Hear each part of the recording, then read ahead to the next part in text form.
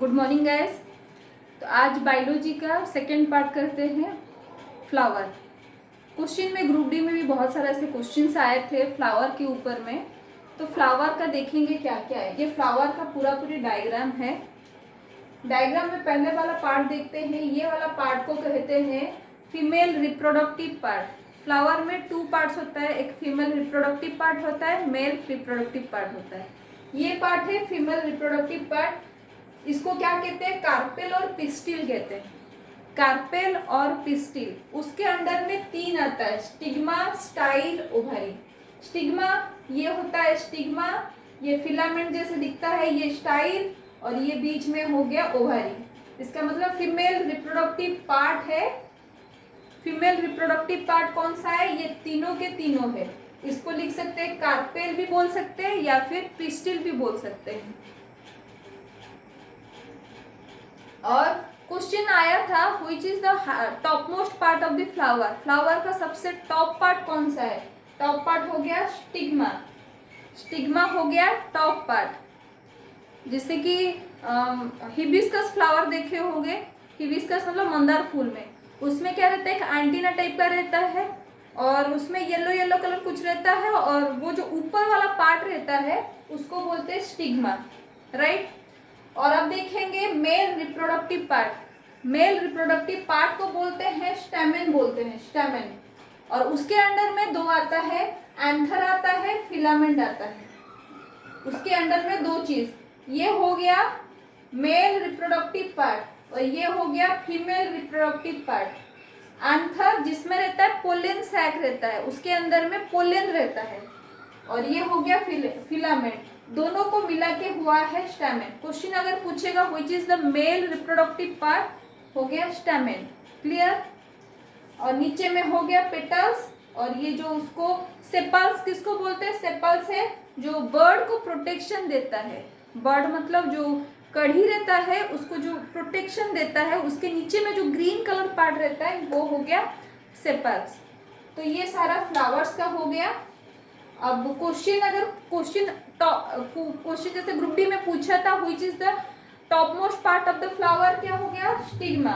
Which is the middle part of the flower, middle part हो गया तुम्हारा ये वाला पार्ट, क्योंकि ये अगर डिवाइड किया जाएगा ये ऐसा ऐसा, ये मिडिल पार्ट, तो मिडिल पार्ट क्या हो गया? पिस्टिल बोल सकते हैं या फिर कार्पेल भी बोल सकते हैं। पिस्टिल और कार्पेल ये पूरा part middle part. Lowest part क्या हो गया? सेपल्स। सेपल्स सबसे लास्ट में, सेपल्स जो बर्ड को प्रोटेक्ट करता है। क्लियर। ये सारा हो गया फ्लावर। अब फ्लावर का क्या देखेंगे, क्या क्या टाइप का फ्लावर होता है।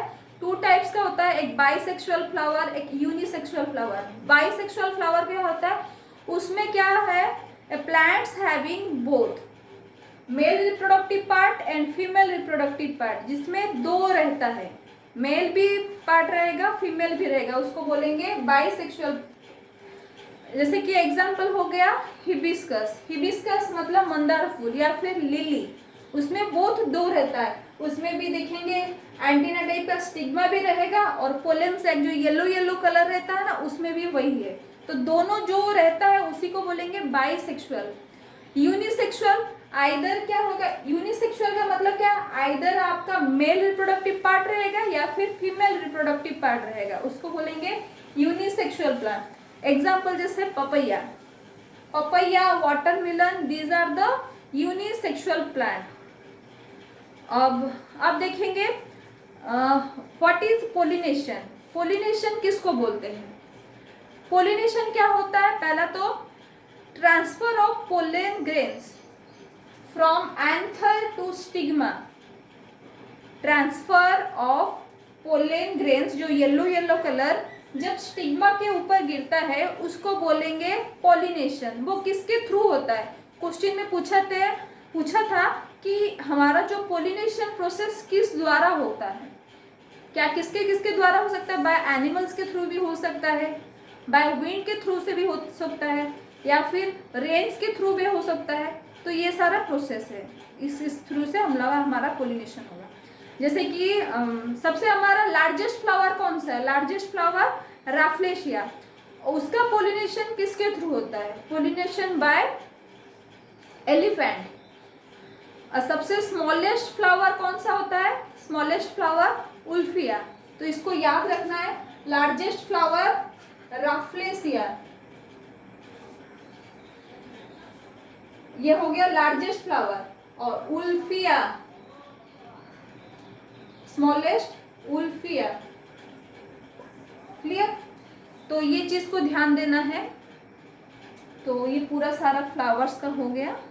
तो बस आज के लिए बस इतना। Thank you.